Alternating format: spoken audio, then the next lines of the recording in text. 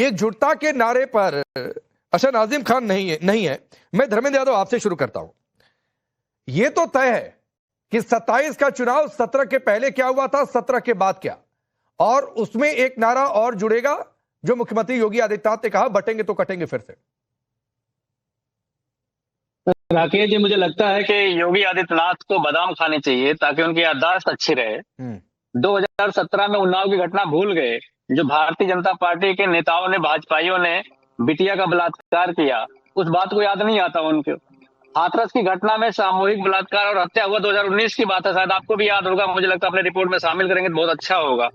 बलरामपुर में सामूहिक बलात्कार हुआ और बिटिया की हत्या की गई, ये 2020 का मामला, शायद ये भी आपको याद होगा, ये लिस्ट में शामिल कर लीजिए। अलीगढ़ में सामूहिक बलात्कार हुआ बिटिया का, भाजपाइयों को देख के बिटिया को भागना चाहिए, भाजपाइयों को देख के बिटिया को अपनी अस्मिता बचानी चाहिए। अलीगढ़ में सामूहिक बलात्कार हुआ और हत्या हो गई, ये मामला 2019 का है। गोरखपुर में भी 2019 में सामूहिक बलात्कार और हत्या हुई।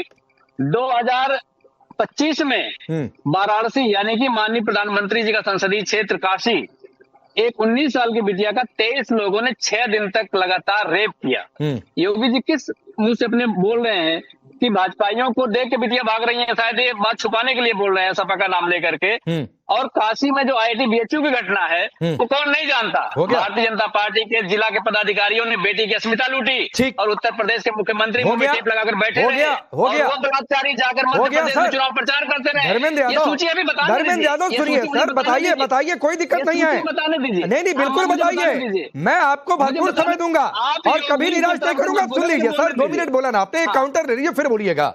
आपने कहा ना बादाम खाने चाहिए, नहीं सर ठीक है सर। धर्मेंद्र यादव थोड़ा बहुत बादाम आप भी खाया करिए, और अगर बादाम नहीं खाएंगे तो याददाश्त पर असर पड़ता है, जो आप कहने की कोशिश कर रहे हैं।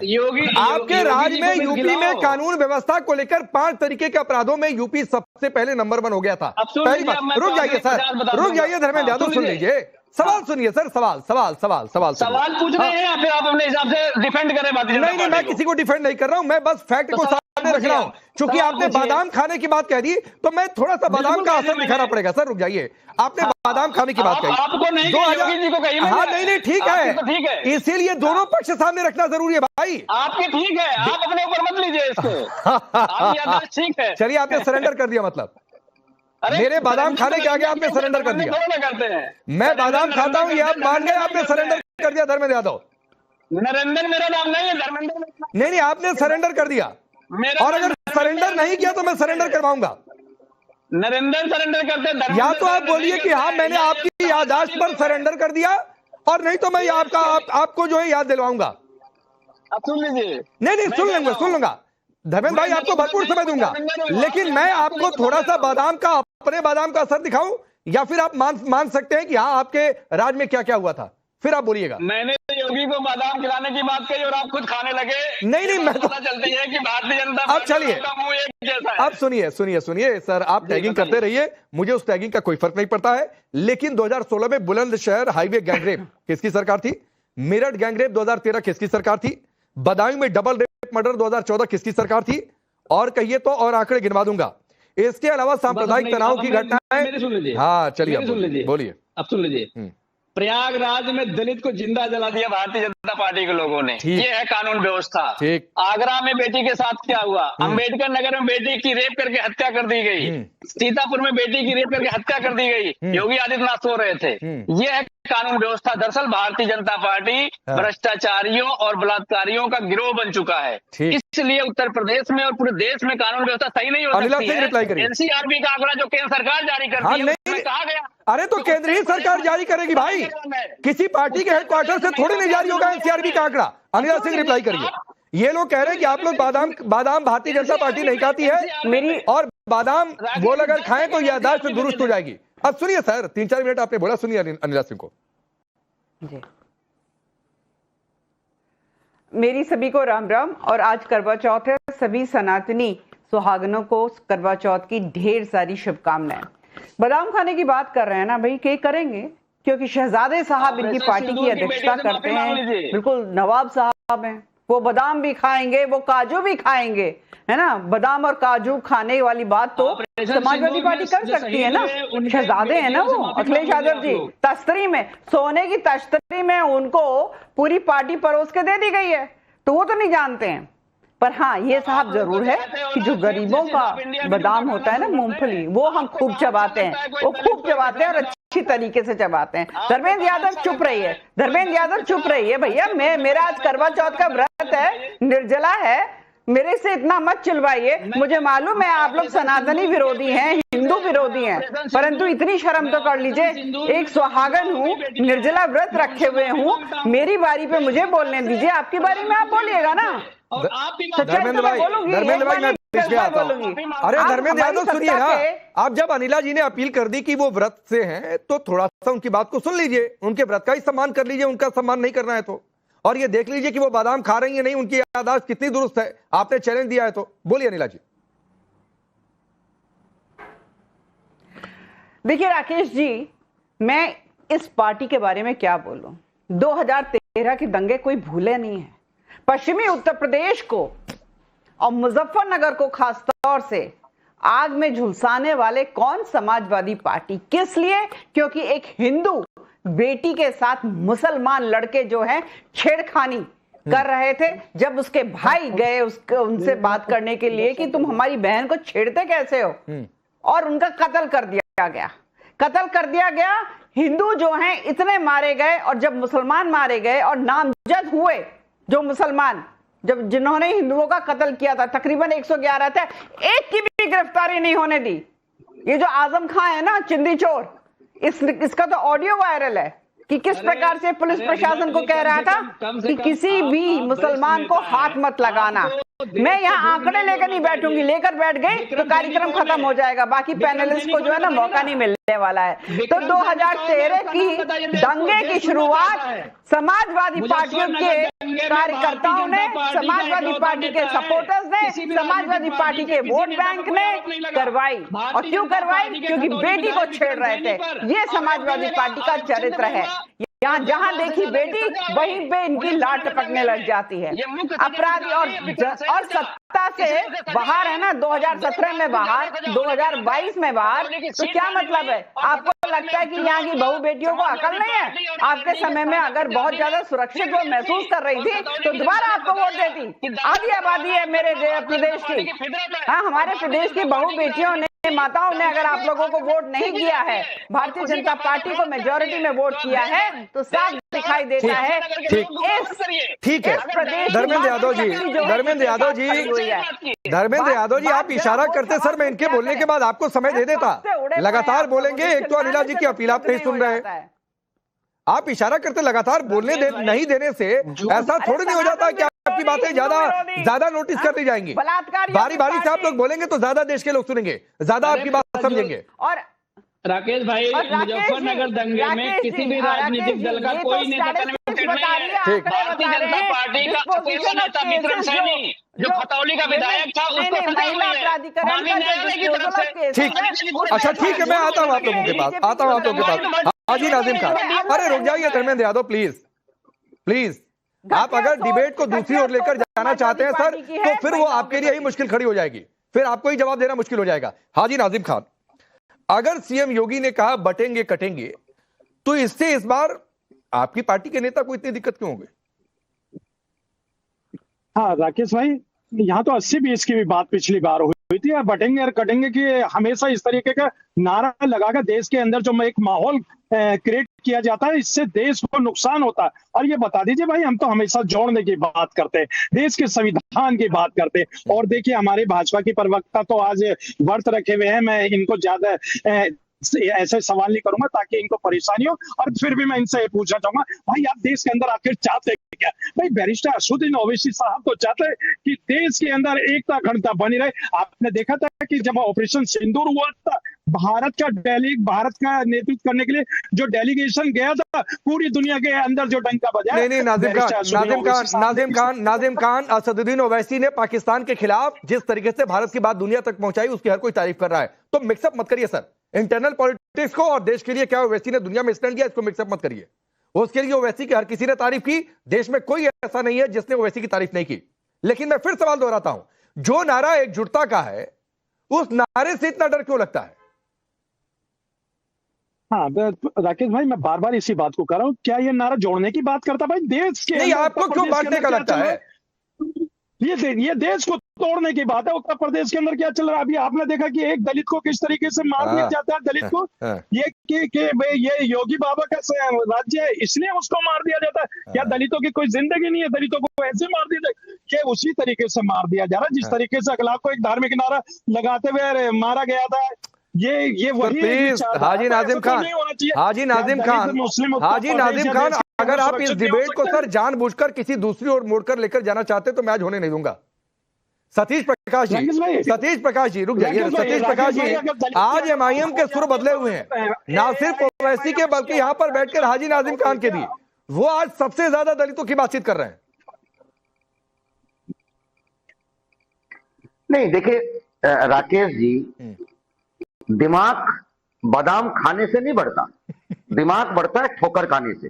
और मैं समझता हूं कि जीवन में एक दलित आदमी, एक गरीब आदमी, एक बेरोजगार आदमी ज्यादा ठोकरें खाता है। तो इसलिए बड़ी बड़ी कोठियों में बैठे हुए, है ना, बड़े बड़े व्यवस्थाओं में बैठे हुए लोग बादाम खाने से दिमाग पैदा कर ले, ऐसा होता नहीं है। देखिए कल जो घटना घटी, कल एक रैली रही, बड़ी शानदार रैली रही। तमाम जो युवा वर्ग भारत का, उत्तर प्रदेश का स्पेशली लोग निकले, लगभग 10,000 की भीड़ एक आशा के साथ लखनऊ की ओर बढ़ती है। और आशा उसे ये है कि जो वर्तमान सरकार है, इसमें कहीं कोई दो राय नहीं कि वर्तमान सरकार इतना सब करने के बावजूद भी कानून व्यवस्था की स्थिति उत्तर प्रदेश में बहुत बेहतर नहीं है। उसके कारण है, देखिए सरकारें बदलती है लेकिन पुलिसिंग व्यवस्था नहीं बदलती। यही पुलिस अगर बहुजन समाज पार्टी की सरकार में आती है तो कहीं ना कहीं कानून व्यवस्था बहुत बेहतर होती है। दूसरी सरकारों में चूंकि राजनीतिक दबाव डालते हैं, पुलिस को अपना काम करने नहीं देते, तो इसलिए कहीं ना कहीं पुलिस जो है वो फेल हो जाती है व्यवस्था संभालने में। रही जातिवाद की बात, तो जातिवाद इस देश में है। अगर आप देखेंगे, अगर उत्तर प्रदेश में बहुत सारी घटनाएं घटती हैं, लेकिन हरियाणा में एक दुर्भाग्यपूर्ण घटना घट रही है कि वहां भी बीजेपी की सरकार है और वहां पे एक सीनियर आईपीएस व्यक्ति वाई पूरन कुमार का शरीर आज भी 4 दिन बाद भी अंतिम संस्कार के लिए तरस रहा है, क्योंकि उनको न्याय नहीं दिया जा रहा। वहां के वर्तमान डीजीपी के खिलाफ मुकदमा दर्ज हो चुका, लेकिन सरकार अभी उनको हटा नहीं पा रही। और कोई भी व्यक्ति, चाहे वो पुलिस का कितना भी बड़ा अधिकारी हो, जब तक वो वहां पद पे बना रहेगा वो कार्रवाई नहीं किया जाएगा। मेरा मानना यह है कि देखिए अभी हम जी सतीश भाई मैं आपसे 2 सवाल पूछता हूं, छोटा सवाल छोटा जवाब दीजिएगा। आपकी नजर में कानून व्यवस्था किसके राज में बेहतर, योगी राज में या अखिलेश राज में? नहीं, आपने मुझे ऑप्शन तो दिया नहीं ना। ऑप्शन दिया तो, ये तो पूरे योगी सरकार, अखिलेश सरकार, बताइए। देखिए पूरे उत्तर प्रदेश के किसी भी व्यक्ति से, इवन आप बीजेपी के व्यक्ति से भी अगर तुलना करेंगे, पूछेंगे, तो हर व्यक्ति ये कहेगा कि बहन जी की सरकार। नहीं सर, अभी तो आप लोग सीन में ही नहीं है ना, अभी तो आप लोग सीन में ही नहीं है। अभी आज की डेट में अभी तो आप लोग सीन में ही नहीं है। तो आप बताइए, आपके पास ऑप्शन 2 है। आपकी नजर में कानून व्यवस्था किसके राज में बेहतर, योगी सरकार में, अखिलेश सरकार में, किसके राज में बेहतर है? देखिए बहुत जल्दी समय है। अगले लगभग 15 महीने बाद उत्तर प्रदेश की व्यवस्था बदली है, उत्तर प्रदेश की एक बेहतर सरकार मिलेगी। सर जब मिलेगी तो बात करेंगे सतीश भाई। 1.5 साल बाद की डिबेट 1.5 साल बाद करेंगे सर। 1.5 साल बाद की डिबेट मैं आज नहीं करूंगा। मैं आज आपसे पूछ रहा हूं कि कानून व्यवस्था किसके राज में बेहतर, किसके राज में अपराधियों के मन में पुलिस को लेकर ज्यादा डर है? देखिए अगर सरकार की कार्रवाई जाति आधारित होगी, धर्म आधारित होगी, तो कभी भी सवाल का जवाब सर, विश्लेषण नहीं। सवाल का जवाब विश्लेषण नहीं सतीश भाई जी। नहीं देखिए, आप मेरी बात को सुनिए। मैं कह रहा हूं, मैं आपके सामने 100% बिल्कुल कहूंगा और यह बात कहने के लिए कह रहा हूं। देखिए मैं फिर ये कहूंगा कि अगर सरकारों की कार्यविधि उसकी जांच से हो। अरे सर, मैं कार्यविधि पर नहीं सवाल पूछ रहा हूं सतीश भाई, मैं फिर दोहरा रहा हूं, कानून व्यवस्था किसके राज में बेहतर, अपराधियों के मन में किसके राज में ज्यादा डर?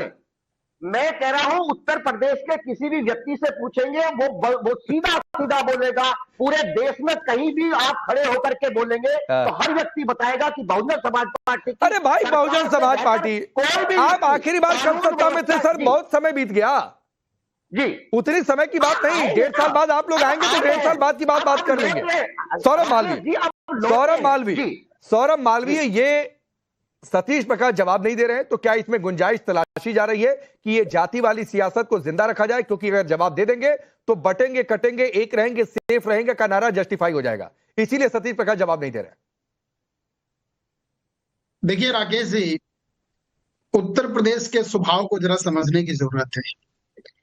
2017 से पहले उत्तर प्रदेश में ये सच है कि उत्तर प्रदेश में अंधेरे में कोई निकलता नहीं था, खास करके महिलाएं नहीं निकलती थी। ये सच है कि उत्तर प्रदेश में पश्चिम में घरों के बाहर एक घर बिकाऊ है, ये बोर्ड पढ़े जाते थे। ये सच है कि सोनभद्र और पीलीभीत यानी उधर 4 हिस्से में उत्तर प्रदेश को देखें तो चारों हिस्से में उत्तर प्रदेश एक प्रकार से जल रहा था। इस सच को नकारा नहीं जा सकता है। उस सच को 2017 के चुनाव में एक बहुत रोचक बात आई, और वो बात आई कि न जाति न परिवार, और वो डेवलपमेंट का नारा आ गया, विकास का नारा आ गया। उस विकास ने ये निश्चित तौर पर स्थापित किया है उत्तर प्रदेश में कि लॉ एंड ऑर्डर भी है, रक्षा भी है, सुरक्षा भी है। और आज आपका जो सवाल है कि बटेंगे तो कटेंगे, और उसमें जो अभी बात इन्होंने कहा कि 80-20 वाली, पिछले दिनों 2024 के लोकसभा चुनाव में एक रिपोर्ट रामपुर से आया, रामपुर से रिपोर्ट आई, बहुत महत्वपूर्ण राकेश, ये बात मैं बता रहा हूं। वह रिपोर्ट यह आई कि वहां प्रधानमंत्री आवास योजना के लाभार्थी जितने प्रतिशत थे और जितने लोग थे वो विशेष एक जाति सतीश भाई, आपकी आवाज नहीं आ रही है, अनम्यूट कर लीजिएगा। और विशेष जाति वर्ग के लोग थे, और वहां से उस समय चुनाव में मोदी यानी जो प्रधानमंत्री आवास योजना है, तो प्रधानमंत्री को टोटल जो वोट मिले थे वो 2 मिले थे, 2। तो देखिए, मुझे लगता है कि थोड़ा उत्तर प्रदेश के मिजाज को समझने की जरूरत है। अभी उत्तर प्रदेश की जनता ने, अभी उत्तर प्रदेश के लोग ने इस बात पर भरोसा किया है कि हाँ, उत्तर प्रदेश में कानून भी है, उत्तर प्रदेश में विकास भी है, और उत्तर प्रदेश। सतीश प्रकाश आप बोलिए, आपकी आवाज नहीं आ रही थी, शायद अनम्यूट आपने म्यूट कर रखा था। नहीं, मैं ये सवाल फिर दोहरा रहा हूं कि आप मेरे सवाल का जवाब देने से इसलिए बच रहे हैं क्योंकि आपकी पार्टी शुद्ध तौर पर जाति सियासत करती है, और जाति सियासत अगर एकजुटता हो जाएगी तो फिर नहीं चलेगी जाति सियासत।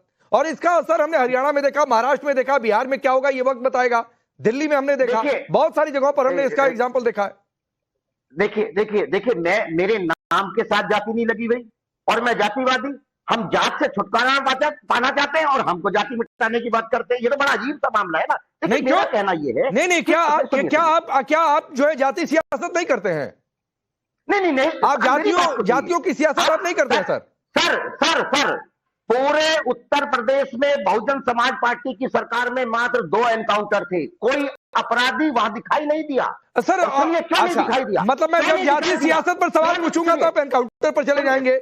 मैं पूछूंगा कि किसकी सरकार में कानून व्यवस्था बेहतर, तो आप गोलमोल घुमाने लगेंगे।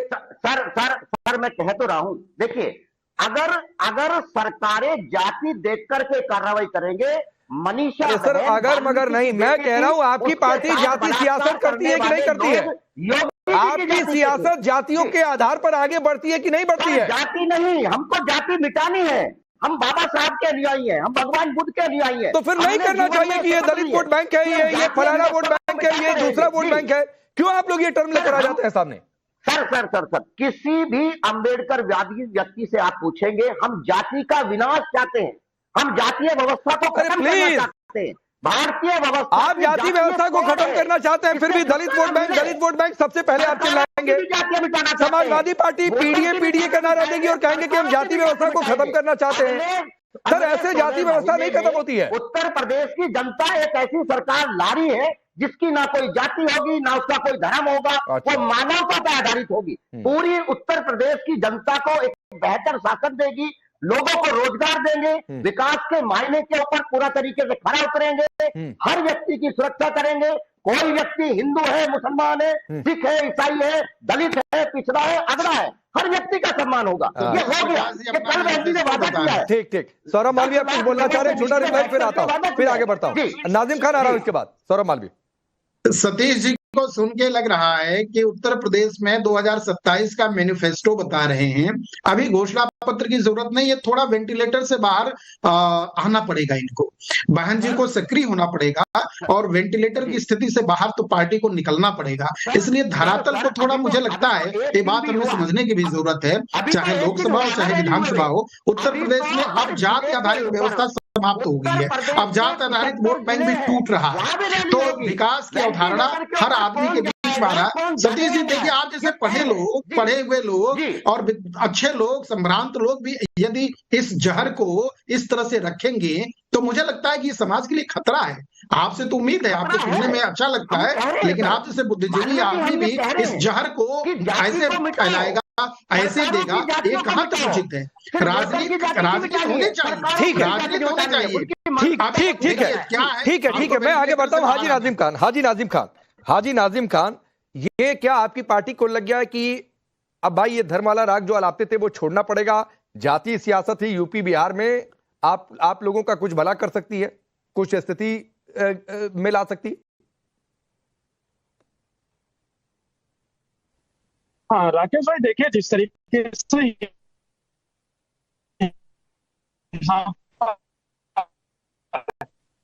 अभी मैंने दलित की बात करी तो यहाँ पर बहुत कि जिस तरीके से लखनऊ को, भैया ये बता दीजिए 6 कुर्सियां पड़ी हुई थी, 6 कुर्सियों पे वहां पर दलित, वहां पर मुस्लिम भी था, वहां पर ब्राह्मण भी था, ठाकुर भी थे, लेकिन वो कुर्सियां पीछे थी। तो भाई अब हम ये कहते हैं क्या ये सेकुलर पार्टी है, अब ये घोषित करेंगे कि हाँ देखिए आने वाले 2027 के अंदर मुस्लिम को मुख्यमंत्री चेहरा बनाएंगे। भाई क्या हिम्मत है इन लोगों के अंदर कि लेकिन ये मुस्लिमों की पार्टी चाहिए इन लोगों को। मैं कह रहा हूं कि मैं नहीं डिबेट करना चाहता हूं, आप फिर आ गए इसमें, धर्म को आपने घुसाना शुरू कर दिया। तो पहले तय कर लीजिए सर, आपकी पॉलिटिक्स किस रास्ते आगे बढ़ेगी? धर्म के रास्ते आगे बढ़ेगी कि जातियों के रास्ते आगे बढ़ेगी? पहले आप खुद तय कर लीजिए। आप अपनी सहूलियत से चुनने लगते हैं कभी कुछ कभी कुछ। हाँ राकेश भाई देखिए, अगर दलित भाई को वोट लेते टाइम पर हिंदू की बात कौन करते हैं, लेकिन जब जैसे ही वोट ले लेते तो फिर वो दलित हो जाते। ये जाति की बातें कौन करते? भाई हम जातियों की बात नहीं करते, हम देश हित की बात करते हैं। देश के जो आपने 10 बार यहाँ पर डिबेट में दलित शब्द का इस्तेमाल कर दिया। आपकी पार्टी के मुखिया आंकड़े गिना रहे हैं और आप कह रहे हैं कि हम जातियों की बातचीत नहीं करते हैं। खैर, मैं आता हूं धर्मेंद्र यादव आपके पास। जो अभी पिछला आंकड़ा आया है एनसीआरबी का 2023 का, जो मुख्यमंत्री योगी आदित्यनाथ ने कहा कि देख सपाई बिटिया घबराई, 27 में भी कानून व्यवस्था एक बड़ा मुद्दा रहेगा, और आप तो सब कुछ उसी के इर्द गिर्द कर रहे हैं, चाहे रामपुर जाना हो, चाहे कुछ करना हो, या फिर मायावती ने जो रैली की। क्राइम रेट हो, बलवे के मामले हो, अपहरण हो, कोई भी मामला, वो नेशनल अपराध की जो दर है उससे कम रहा यूपी में। तो आप लोग इससे इनकार कर पाएंगे क्या? राकेश भाई, अगर आपको योगी जी के आंकड़े और बयान ही पढ़ने हैं तो 84% एनसीआरबी योगी के दफ्तर से नहीं चलता है। हाँ वही बता रहा हूँ, वही फिर मैं कहूंगा कि आप बादाम नहीं खाते, आप बादाम दूसरों को खिला रहे थे, खुद नहीं खाते हैं आप। मैं समझता हूँ कि बादाम की आवश्यकता है आपको, मैं समझ रहा हूँ इस बात को, मैं भिजवाऊंगा, डिबेट खत्म होने को भिजवाऊंगा। Indian witness 84% rise in communal riots in 2024। ये भी रिपोर्ट पढ़िएगा कि 84% कम्युनल राइट्स बढ़ गए हैं भाजपा शासित प्रदेशों में। अब रही एनसीआरबी के आंकड़े की बात, महिला अपराध में उत्तर प्रदेश नंबर 1 है, दलितों के खिलाफ अपराध में उत्तर प्रदेश नंबर 1 है, बेटियों के खिलाफ अपराध में उत्तर प्रदेश नंबर 1 है। कहां से लाए आंकड़ा? कहां से लाए खिलाफ उत्तर प्रदेश नंबर 1? आंकड़ा कहां से लाए? एनसीआरबी जो आप पढ़ रहे थे वही मैं भी तो बताइए ना आंकड़ा, पढ़ रहे थे, बताइए ना आंकड़ा रखिए ना, फिर अनिला सिंह रिप्लाई करेंगी। आंकड़ा वही तो बता रहा हूँ। साइबर अपराध में उत्तर प्रदेश नंबर 1 है, एनआरआई के साथ अपराध में उत्तर प्रदेश नंबर 1 है। अभी अगर पढ़ लीजिए, मैं पढ़ रहा हूँ आपको। तो ये जो आंकड़ा भारतीय जनता पार्टी के सामने एनसीआरबी का है, उसको पर्दा हटा के देखना चाहिए कि कानून व्यवस्था के लिए क्या कर रहे हैं। उत्तर प्रदेश यही है जहां पर अमेठी में दलित के गर्दन पर जूते से तब तक रगड़ा गया और मारा गया जब तक उसकी मौत नहीं हो गई। ऐसे अपराधियों के हौसले बुलंद क्यों हो रहे हैं? ठीक, अनिला सिंह संरक्षण मिल रहा है, हौसले बुलंद हो रहे हैं। ठीक, तो आपको ये समझना पड़ेगा। सुन लीजिए, मेरी बात आने दीजिए ना। यही देश है देखिए जिसको डबल इंजन की ऐसा है, सरकार नहीं कहते हैं। समाजवादी पार्टी के झूठे प्रवक्ता को जरा शांत कर दीजिए। राकेश जी मैं आपको मतलब मैं क्या बताऊं, ये तो बादाम क्या क्या खा ले फिर भी झूठे हैं, झूठे ही रहेंगे। लाल टोपी की गुंडागर्दी खत्म नहीं हो पाएगी। क्योंकि ऐसा है कि अभी उन्होंने कहा एनसीआर क्या आंकड़े बता रहे हैं भाई, सबसे ज्यादा जो है अपराध जो उत्तर प्रदेश में हो रहे हैं भाई, ये भी तो बता दो कि सबसे ज्यादा आबादी किस प्रदेश की है, उत्तर प्रदेश की है। अब मैं आपको कंपैरेटिव एनालिसिस देती हूँ। अखिलेश यादव जी जो साहबजादे हैं, नवाबजादे हैं, जो अखरोट बादाम काजू खा खा के अपनी जिंदगी को चला रहे हैं, उनके समय पे से और जो योगी आदित्यनाथ जी हैं उनके समय, अगर मैं अपराधों में कमी की मैं बात करती हूँ तो मर्डर में तकरीबन मोर देन 55% कमी आ गई है। ठीक है, डेकॉइटी में 80% कमी आ गई है, किडनैपिंग में तकरीबन 55% कमी आ गई है, 60% के करीब आ गई है।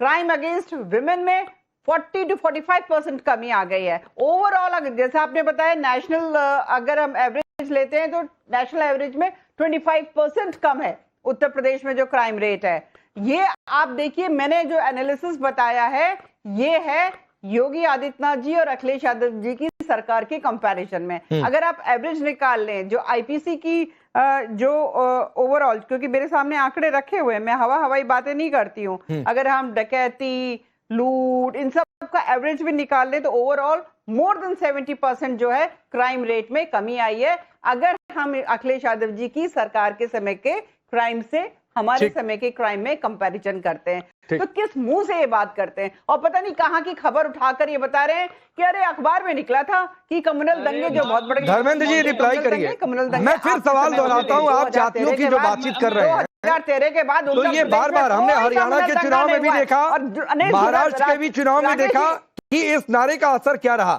तो आप लोगों को डर लग रहा है बिहार में भी इसका लिटमस टेस्ट हो जाएगा इस नारे का, तो आप लोगों को डर लग रहा है कि इस नारे का काट निकालना अभी से शुरू करो। अच्छा है योगी आदित्यनाथ, राकेश भाई नहीं राकेश जी डरे तो बेहतर है। योगी आदित्यनाथ जी ने बहुत स्पष्ट कह दिया है कि जहन्नुम में पहुंचा देंगे, जहन्नुम में पहुंचा। बोलिए धर्मेंद्र यादव, अनिला जी धर्मेंद्र यादव को बोलने दीजिए, बोलिए धर्मेंद्र यादव बोलिए। पार्टी की सरकार है। राकेश जी 2024 के चुनाव में यही योगी आदित्यनाथ है जिन्होंने नारा दिया था बटोगे तो कटोगे, ठोक देंगे, जला देंगे, लेकिन उत्तर प्रदेश की जनता ने बड़े शालीनता से, मर्यादा पुरुषोत्तम भगवान राम के आशीर्वाद से अयोध्या की सीट भी समाजवादी पार्टी को दे दिया। क्यों? क्योंकि इनके अहंकार हैं, और अहंकार का जो लक्षण है रावण का लक्षण है। तो भारतीय जनता पार्टी के अंदर का जो रावणत्व है वो जिंदा हो गया है, इसीलिए वो कटने की बात करते हैं, ठोकने की बात करते हैं, मारने की बात करते हैं। ये उत्तर प्रदेश की जनता बहुत अच्छे समझ चुकी है, इसीलिए 33 सीटें जितवाया था उत्तर प्रदेश में 2024 में, तो नारा 24 में फेल हो गया था। अब फेल नारा लेकर के योगी आदित्यनाथ आगे बढ़ रहे हैं क्योंकि उनके पास होने का कोई नारा नहीं है। एक बार रिसर्च टीम को दोबारा बोले, अनिला बहन से मैं रिक्वेस्ट करूंगा। अच्छा धर्मेंद्र भाई अनिला जी रिप्लाई करेंगे। अगर आप 2024 के मैंडेट को कह रहे हैं, सुनिए सर धर्मेंद्र भाई सुनिए, अगर आप 2024 में यूपी में जो मैंडेट रहा उसको ये कह रहे हैं कि प्रभु राम का आशीर्वाद आपको मिल गया, रावणत्व उनके अंदर चला गया, तो 17-22 को लेकर क्या कहेंगे? 17 में हमारी सीटें कम आई तो मान रहे हैं, 22 में, और उसके बाद जो आप सुन लीजिए 17 में मतलब तब रावणत्व तो आप लोगों में था, 17 और 22 में रावणत्व तो आप लोगों में था, धीरे धीरे बीजेपी में जा रहा है, आप ये कहना चाह रहे हैं? मतलब आप बोल रहे बीजेपी में रावणत्व? नहीं मैं तो आपसे पूछ रहा हूं ना।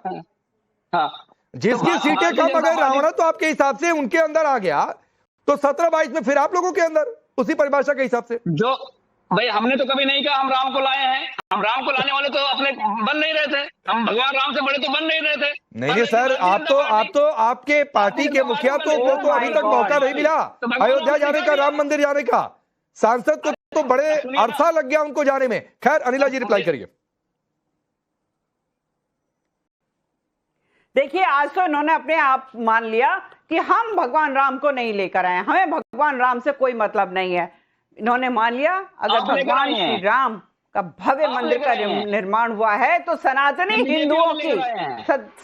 हिंदुओं की तपस्या से हुआ है, और हलाल हिंदू के रूप में जो यहाँ पर समाजवादी पार्टी के प्रवक्ता बैठे हुए हैं, हलाल हिंदू के रूप में जो इनकी पूरी पार्टी चलती है और अध्यक्ष जी भी इनके हलाल हिंदू हैं, उन्होंने हर रोड़ा अटकाया राह में, सनातनी हिंदुओं की राह में कि भव्य राम मंदिर का निर्माण ना हो, पर फिर भी निर्माण हुआ। ये हलाल हिंदुओं की हार है और सनातनी हिंदुओं की विजय है। नहीं अनिला जी, बता दूं, एक चीज मुझे ऑब्जेक्शन है अनिला जी, एक चीज मुझे ऑब्जेक्शन है। ये हिंदुओं में भी पता नहीं है क्या, एक आप अलग परिभाषा लेकर आ गई। सतीश प्रकाश एक हलाल हिंदू, पता नहीं क्या ये टर्म है, मुझे तो नहीं समझ में। हाँ, मैं बता देता हूँ क्या टर्म है। राकेश जी मैं बता देती हूँ। देखिए, हलाल की स्टैंपिंग किस पे होती है? जो कि इस्लाम को मानने वालों के लिए। एक मिनट सतीश भाई 30 सेकंड दीजिए, 30 सेकंड दीजिए, आ रहा हूँ, 30 सेकंड दीजिए, बोलिए अनिला जी। हिंदू बैठे तो हुए हैं। हाँ भाई, हलाल का मतलब ये है, हलाल स्टैंपिंग होती है कि ये मुसलमानों के लिए उपयुक्त है, ठीक है। तो कांग्रेसियों को देख लो, टीएमसी को देख लो, समाजवादी पार्टियों को देख लो, 99% पार्टी जो इस देश में है, क्या कर रही हैं? अपने आप को मुसलमानों के लिए उपयोगी बना रही हैं। तो हुए ना हलाल हिंदू ये सनातनी हिंदू मतलब जो आपके साथ नहीं है। सतीश प्रकाश बोलिए, सतीश प्रकाश 30 सेकंड उपयोगी बनाते हैं। देखिए राकेश, जो सनातन के साथ नहीं है, जो सनातन के लिए रोड़ा। हाँ ठीक है अनिला जी, हो गया, समय कम है। सतीश भाई बोलिए। देखिए अनिला जी, अब हम यहाँ बैठ करके कुछ अच्छी विषयों के ऊपर बात कर सकते थे, लेकिन कहीं ना कहीं हमने वही बात करी। देखिए, चाहे बीजेपी हो या समाजवादी पार्टी हो, दोनों का डीएनए सांप्रदायिक है। अपने डीएनए के अनुसार ये देश में कहीं ना कहीं उत्तर प्रदेश में सांप्रदायिक माहौल बनाते हैं। जो पिछले 2 चुनाव हुए, 17 का चुनाव हुआ, 22 का चुनाव हुआ, इन्होंने उत्तर प्रदेश की राजनीति को हिंदू मुसलमान में बांटा, पॉलिटिकल पोलराइजेशन किया। लेकिन एक बात मैं कहूंगा, देखिए सतीश जी, बहन जी को किसने बचाया था जब समाजवादी पार्टी उनको जलाने वाले थे, उनकी हत्या करने वाले थे? चलिए, वक्त इतना ही है। अब इस नारे का क्या असर रहता है, नहीं रहता है। For more of such videos, do like, share and subscribe to ET Now Swadesh.